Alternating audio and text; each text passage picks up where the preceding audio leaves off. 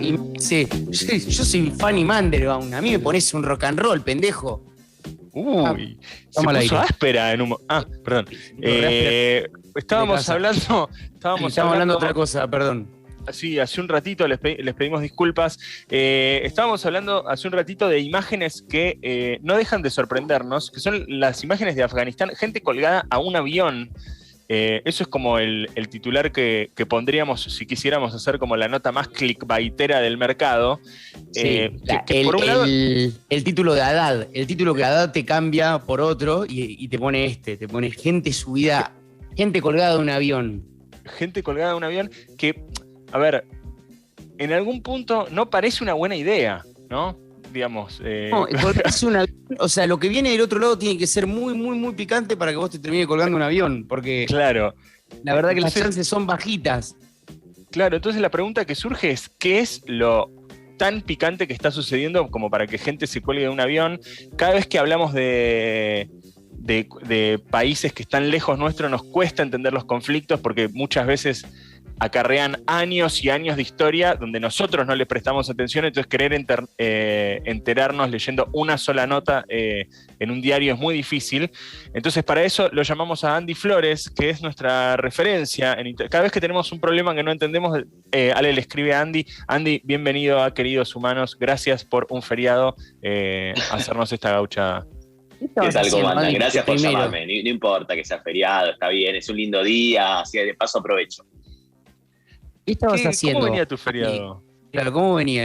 Mirá, yo ayer trabajé en el canal, así que hoy aproveché y me levanté un poco más tarde. Igualmente ya me estaba poniendo a escribir un guión para hacer un video sobre lo que está pasando en Afganistán y los talibanes. Como un video, yo armo videos por ahí, viste, muy básicos de, bueno, qué son los talibanes y qué quieren. Así que ya estaba un poco elaborando en eso. Con un cafecito, la verdad que venía en sintonía de trabajo, no les voy a mentir. Ya venías activo. ¿Cuál es tu Instagram, Andy, para que la gente te siga?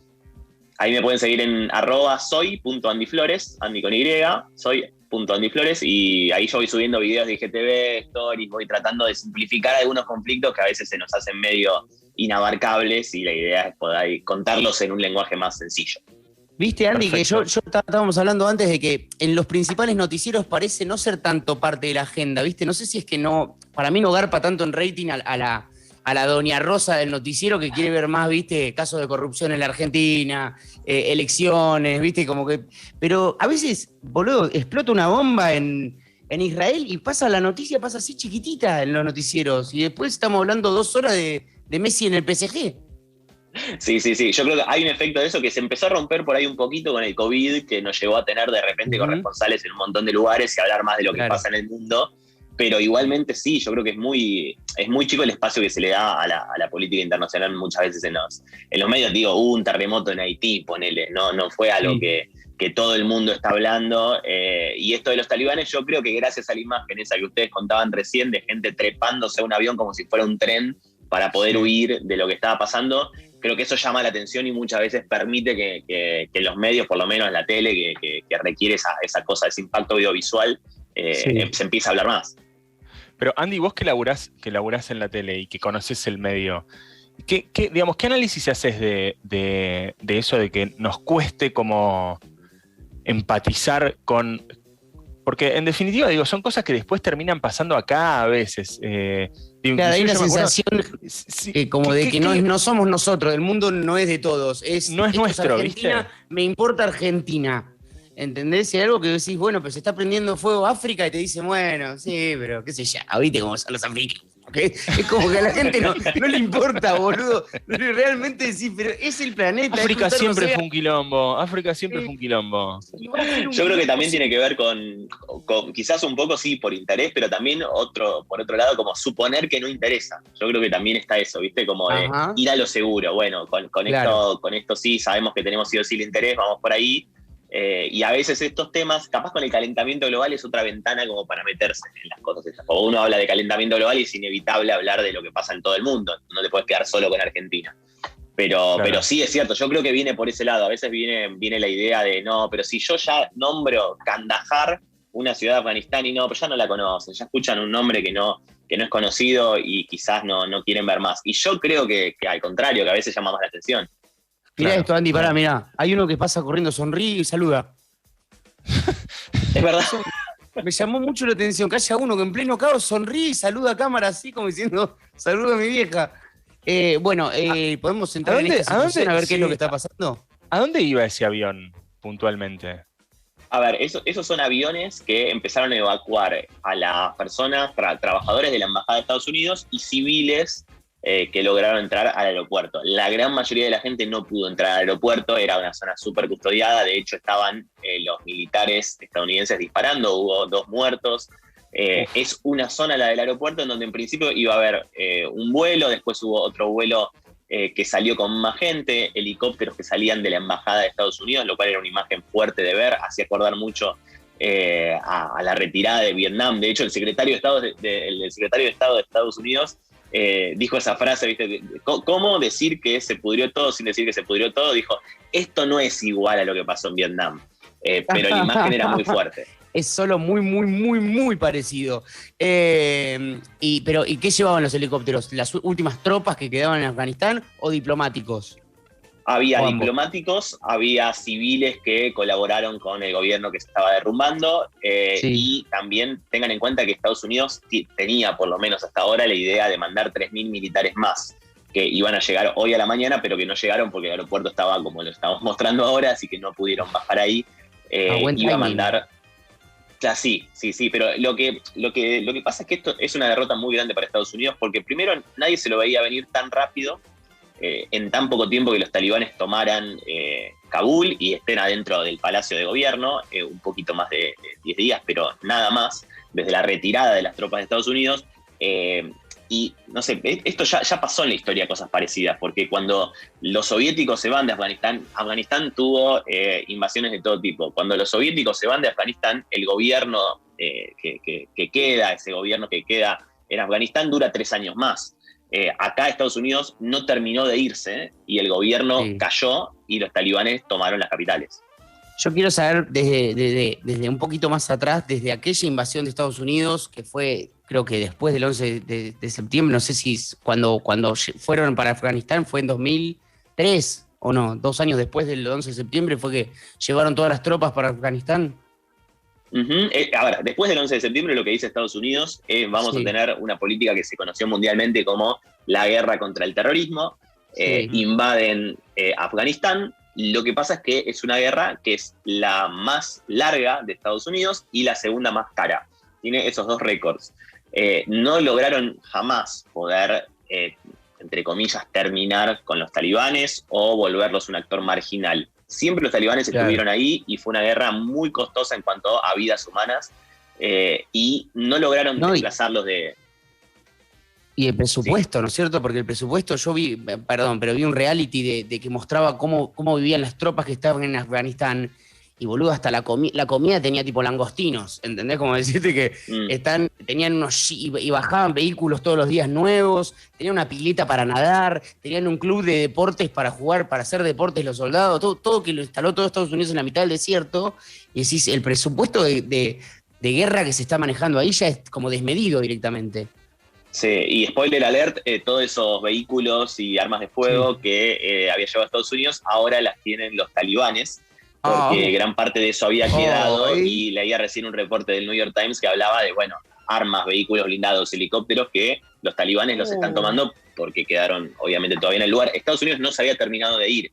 Y un poco eso, en esos 20 años tampoco se construyó una alternativa democrática que realmente pudiera representar lo que querían los afganos. O sea, no nos olvidemos de esto, porque los talibanes van a ser un desastre y han tenido un historial brutal, pero Estados Unidos fue a invadir un país y no es que le preguntó a los afganos cómo querían organizarse o qué querían, no es que tampoco estaba eso. Entonces también está bueno resaltar esa parte, porque uno si no termina de entender qué es lo que está pasando hoy. La gente se quiere ir en masa porque están los talibanes, ya van a gobernar. Perdón, pero ¿y qué hicieron? Los yanquis estos 20 años, ¿qué hicieron? Si no propusieron ninguna alternativa y no pudieron contra los talibanes, ¿qué se estuvo haciendo? Bueno, ahí hay un gobierno, había en realidad un gobierno que es el presidente que se fue ayer, abandonó el país unas horas antes de que los talibanes entraran ya en el Palacio Presidencial, y obviamente hubo una cierta cantidad de sectores que florecieron en ese tiempo, sectores de la educación. Los talibanes prohíben, por ejemplo, que las mujeres vayan a la escuela, los niños tienen que dejar la escuela a los 10 años. Esas eran las políticas que tomaron los talibanes la última vez que tuvieron el poder. Ahora quizás hay indicios de que pueda ser quizás distinto en algunas cosas, no necesariamente mejor, pero sí políticas distintas porque no quieren perder totalmente el apoyo internacional, que es lo que pasó hace 2 décadas atrás. Entonces también quizás para ellos sea una forma de no aislarse, pero en definitiva en Afganistán no se puede pensar en una estrategia exitosa que cuando se retira, cuando la OTAN y Estados Unidos dice que se va, en algo así de 10 días terminan los talibanes en la capital.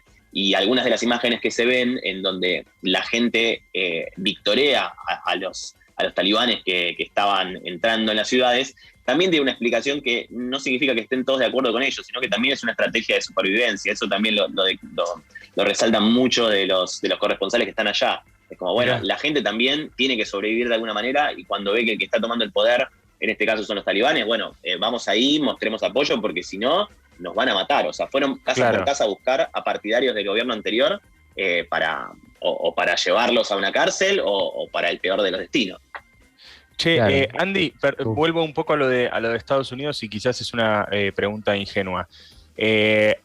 Estados Unidos también, todos esos años de no haber logrado formar un gobierno que a los afganos les sirva y que eso, ¿fue también medio adrede? En el sentido de que esa situación gris le convenía a Estados Unidos. Sí, a ver, ese puede ser una lectura totalmente, y también por otro que es muy difícil empezar un proceso de cambio con una intervención militar. Y hay montones de ejemplos de eso, donde Estados Unidos interviene en el mundo árabe, quizás a veces al calor de manifestaciones genuinas, de gente saliendo a la calle queriendo derrocar un líder autoritario, y Estados Unidos entra en esa trama, pero lo que tiene para aportar no es justamente algo que sirva a los intereses de ese pueblo, sino algo que sirve a los intereses de Estados Unidos, y eso es, digo, más allá de toda lectura ideológico-política, es claro, o sea, la guerra es un negocio y no están yendo ahí simplemente porque son fanáticos de la democracia, sino que están yendo ahí porque es un negocio ir ahí y porque también es un lugar estratégico. O sea, hoy Estados Unidos tiene una derrota muy grande justamente por eso, está perdiendo un lugar estratégico. ¿Por qué es estratégico Afganistán? Por un lado, por la ubicación que tiene. Afganistán es un país enorme que tiene un historial de ser parte de la Unión Soviética, tiene una pequeña frontera con China, es un lugar en donde para el mundo de la droga tuvo también su lugar principal con la producción de amapola. Es un lugar en donde realmente se define mucho y donde Estados Unidos quiere tener un pie y quiere tener una base. Que eso es lo que acaba de perder, y lo que también hoy para el pueblo afgano me parece que es una situación muy compleja, que es que un grupo extremista está tomando el poder, que la vida de mucha gente se va a arruinar o va a terminar, que ya hay 250.000 desplazados, la gente que se tuvo que ir de las casas, y esta es una cifra muy conservadora, claramente hay más y cuenta los últimos 10 días nada más. Pero realmente tiene que ver con eso. Afganistán es un lugar clave, Estados Unidos sabe eso y acaba de realmente dar el último paso, y que esto empezó con Trump, ojo, o sea, Trump dijo vamos a retirar las tropas, y Biden dijo vamos a seguir con la idea de retirar las tropas, y sucede. Claro, y no llegaron a retirarlas como ellos quisieran, digamos. No, de hecho, vos sabés que una de las cosas, el otro día escuchaba un reporte en un podcast que hablaba un tipo que estaba allá, que era ex marín, y decía, nosotros nos fuimos a la madrugada, o sea, ni siquiera le dijimos al ejército de Afganistán cuándo nos íbamos a ir, era una estrategia de seguridad para que no decir, bueno, nos vamos a tal hora y a partir de ese momento puede haber algún tipo de ataque. No dijeron nada, de repente se fueron, y las instrucciones que se fueron de a poco, obviamente no se habían ido del todo, pero gran parte del grueso se fue una madrugada, y eso realmente dejaron una situación muy endeble. Ahora, nadie, en ninguno de los escenarios, hasta el peor de los escenarios, se imaginaba que en Afganistán, hoy, lunes, íbamos a estar hablando de que los talibanes están con ametralladoras en una mesa del Palacio de Gobierno diciendo, bueno, vamos a negociar una transición pacífica al poder. No existía esa posibilidad en el escenario. ¿Hay un líder puntual, una cara de los talibanes hoy conocida internacionalmente, así como quien sería que toma el poder? Sí, hay un líder puntual. Este líder tiene la capacidad de reunir a muchos de los sectores que estaban bajo la órbita de los talibanes. Recordamos que los talibanes este líder tiene la confianza de Al-Qaeda. Hubo, por supuesto, muchos enfrentamientos al interior del movimiento talibán, y este líder logró unificar eso. Obviamente que, como toda unidad, y esto pueden encontrar ejemplos desde un gobierno democrático hasta este tipo de movimientos que toman el poder, siempre el día siguiente, hoy lunes, cuando tengan que definir cargos y tengan que hacerse cargo realmente de gobernar, por supuesto que puede haber rupturas al interior. Pero me parece que hay una idea muy grande que los une, y la puedo sintetizar así, que es crear justamente un califato de Afganistán, y esa es la idea que une a ese movimiento. Sí, exactamente. Lo que quieren crear, y lo resumo bastante sencillo en puntos, obviamente eso tiene mucha más complejidad, pero es crear un Estado bajo la ley islámica. Es una visión estricta del Islam, una aplicación muy estricta de la ley islámica, prácticamente ningún derecho para las mujeres, ejecuciones públicas, las mujeres tienen que estar totalmente cubiertas con velo, no pueden trabajar, no va a haber, por supuesto, elecciones, lo digo por la duda, pero si alguno pensaba que podía llegar a haber alguna apertura en ese sentido, por ahora obviamente no está abierto. Y lo único, quizás sí tienen un conflicto ahí con ISIS, con el Estado Islámico, que no le da una totalidad, claro. O sea, hay quizás algunos aspectos que son muy complejos de analizar, pero que no da una unidad entera, y no se podría decir que esto podría avanzar tan rápido a otros países, porque hay un montón de países con mayoría islámica cercanos a Afganistán. Se piensa también en la situación en Cachemira, que es muy compleja, y cómo va a impactar esto. Lo que pasa es que también no hay que cometer el error de confundir todo Islam con el talibán, ¿o no? Exacto, no, a ver, esto es totalmente porque distinto. hay países que tienen mayoría islámica, pero que no quieren nada, apedrear mujeres en la calle porque sí, o que tal vez están en busca de más derechos humanos.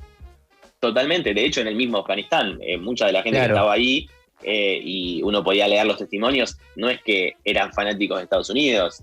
Estados Unidos fue una fuerza invasora, sin embargo no querían que los talibanes les prohibieran ir a estudiar, o no querían vivir bajo esta ley islámica estricta que proponen los talibanes. Por supuesto, el problema ahí no es la religión, es una cuestión política, una interpretación política de eso, y atrás de la política, por supuesto, acompañado de los negocios que tienen que ver con lo lucrativo que es estar ahí en Afganistán y hacerse con el control de un país entero.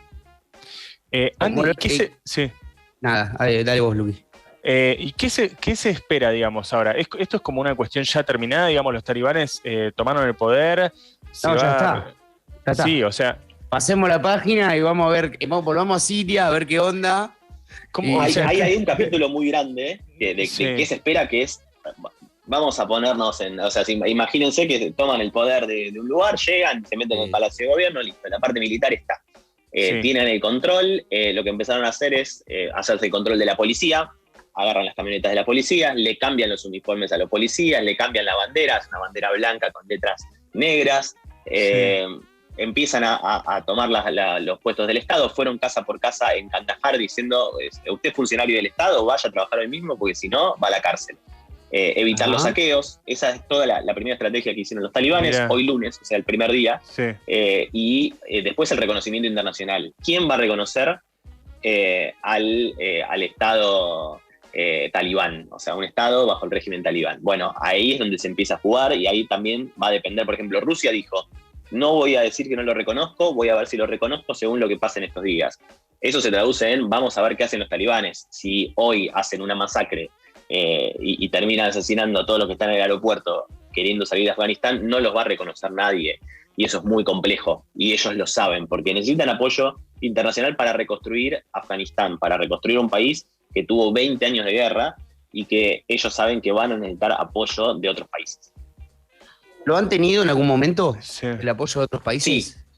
Sí, pero bastante limitado. La última vez que estuvieron en el poder, mira, en el 94 tomaron el control militar de Kandahar.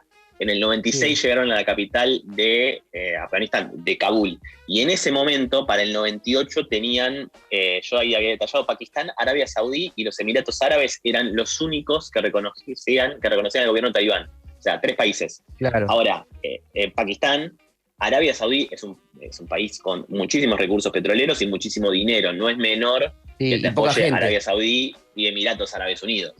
Claro, pero igual eran otros. Emiratos Árabes también cambió mucho de los 90 para acá, ¿no es cierto? También se acercó mucho al mundo. También pero Arabia Saudí no en relaciones internacionales. Claro, pero Arabia Saudita sigue apoyando y de hecho expertos y expertas lo que dicen es que parte del financiamiento, es caro hacer una guerra. Y parte de ese financiamiento hay muchos expertos que señalan que vienen de sectores ligados a Arabia Saudita. Mirá, Andy, perdón, nos acota acá Ale, Brandi, nuestro productor, y tiene razón en hacer la pregunta. Quizás deberíamos haberla hecho mucho antes, pero por si alguien viene intentando seguir esto y no lo sabe, ¿qué son los talibanes? Bien, buena pregunta. Los talibanes son un movimiento, es la manera concreta de definirlo. Son un movimiento que fue fundado a principios de los años 90. Se originó en las escuelas islámicas de Pakistán en los años 90, o sea, estamos hablando ya de muchas décadas atrás. Desde su construcción lleva una campaña terrorista militar y tienen ahora más combatientes que nunca, son 85.000 combatientes.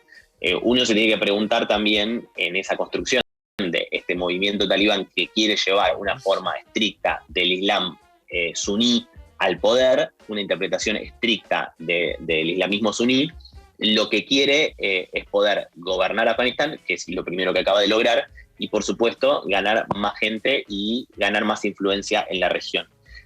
Es un grupo que cada vez tiene más personas, 85.000 combatientes, es un montón, pero cabe una pregunta muy grande. Son 85.000 combatientes contra la OTAN y el ejército más grande del mundo, que es los Estados Unidos, y con una campaña militar que fue la más cara para Estados Unidos en la historia. En menos de 10 días tomaron la capital. Que difícilmente Estados Unidos suelte esa idea así nomás, ¿o no? No son muy de decir, bueno, listo, perdimos, la verdad no lo logramos, gastamos un montón de plata al pedo, chau, gracias a Afganistán nos vimos. Pareciera que van a querer volver, si ya estuvieron 20 años gastando fortuna. Es un problema que ahí tiene una encrucijada enorme, porque también, además de la plata que gastaron, la opinión pública en Estados Unidos cuenta mucho respecto a estar 20 años metidos en una guerra en donde vos te vas y en menos de 10 días te toman la capital. Y lo digo así de una forma coloquial, te toman la capital. Pero quiero decir, la campaña militar fracasó en ese sentido. Y creo que es muy costoso para Estados Unidos y me parece que marca un antes y un después en la política exterior de Estados Unidos. Está en una situación en donde hoy Estados Unidos ya no puede, no es lo que la potencia que era en muchos aspectos en décadas anteriores, y realmente hay un mundo que, un grupo terrorista o un movimiento o cualquier factor que quiera entrar en el poder y desafiar a Estados Unidos se está animando a hacerlo. Claro, y te hago una última pregunta, por lo menos de mi parte. Sí. ¿Existe una especie de ley internacional que prohíba a los regímenes así, los gobiernos de facto tan violentos o que una guerrilla tome un país? Porque siempre ellos, la postura que toma Estados Unidos o las Naciones Unidas es como una especie de policía del mundo, ¿no? De vamos a ir en contra de Gaddafi porque Gaddafi viola los derechos humanos. Vamos a ir en contra de Saddam Hussein porque Saddam Hussein viola los derechos humanos. Acá son 85.000 tipos, la verdad que no es una amenaza militar para Estados Unidos ni para... O sea, me parece que entre Chile, Perú y nosotros le ganamos. El tema es que es como que existe como una especie de, no sé cómo decirlo, como de ley internacional que prohíba estas formas de gobernar, ¿o no? A ver, la herramienta internacional ahí es el no reconocimiento. No te reconozco como gobierno porque sos un grupo con estas características y tomaste el poder con las armas, no te reconocemos como gobierno. Eso sí está y es una herramienta que se usa mucho. Internacionalmente lo que hay también son sanciones, sanciones económicas, por ejemplo. Lo que pasa es que también es muy difícil porque las sanciones económicas, más allá de que afecten al gobierno en sí o lo que sea, van a ir sobre la gente. Y hoy el pueblo afgano, estos mínimo 250.000 personas que están siendo desplazadas de sus hogares, está en una situación muy delicada. Entonces también es muy difícil internacionalmente aplicar presión sobre eso. Yo creo que ya una vez que están en el Palacio de Gobierno, el recurso que le queda al mundo es no reconocer el gobierno talibán, pero me parece que en principio, si cayó Kabul, que era una fortaleza enorme, donde había embajadas, estaba la diplomacia, había empresas, la embajada de Estados Unidos, con todo el poder que tiene, el Palacio de Gobierno, que era lo más seguro de Afganistán, y lo toman disparando muy poco, realmente es muy difícil volver atrás. ¿Por qué lograrían volver atrás? ¿O por qué negociarían los talibanes en una situación en donde ya ganaron? Esa es la gran pregunta, porque en un momento era, bueno, van a tener que hacer un gobierno, podemos negociar que no entren a Kabul. Bueno, ya entraron a Kabul, ya están adentro. ¿Qué van a negociar? Ya tienen lo que querían, digamos. Claro, es muy difícil negociar. Pero necesitan el reconocimiento internacional. Lo necesitan. Ahí es donde sin reconocimiento juega, internacional quedás aislado de todas las rutas mercantiles, quedás aislado de todo el comercio internacional, realmente se te hace cuesta arriba un nivel imposible de crecer, ¿o no? Exactamente, y de eso va a depender, y yo creo que quizás ahí es donde puede haber presión de las grandes potencias respecto a los asesinatos, a las masacres. Digo, si ellos se hacen ese tipo de cosas, va a ser muy difícil que los reconozcan internacionalmente. Ahora, hay diálogos. Los talibanes se convirtieron en un movimiento en donde se juntó ayer domingo en Dubái la cabeza del comando central del Pentágono de Estados Unidos con representantes de los talibanes. Se juntaron en Dubái y conversaron.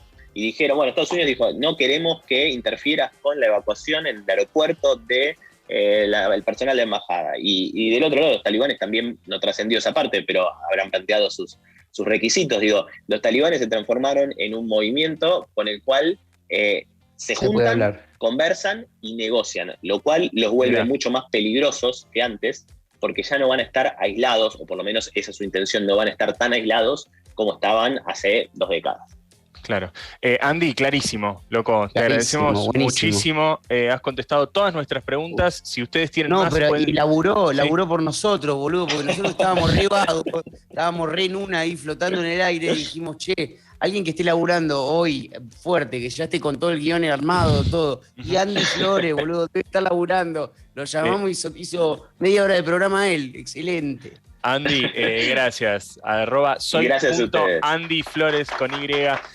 Síganlo para saber muchísimo más. Besote, loco, que tengas buen día. Un abrazo para todos y un placer salir con ustedes.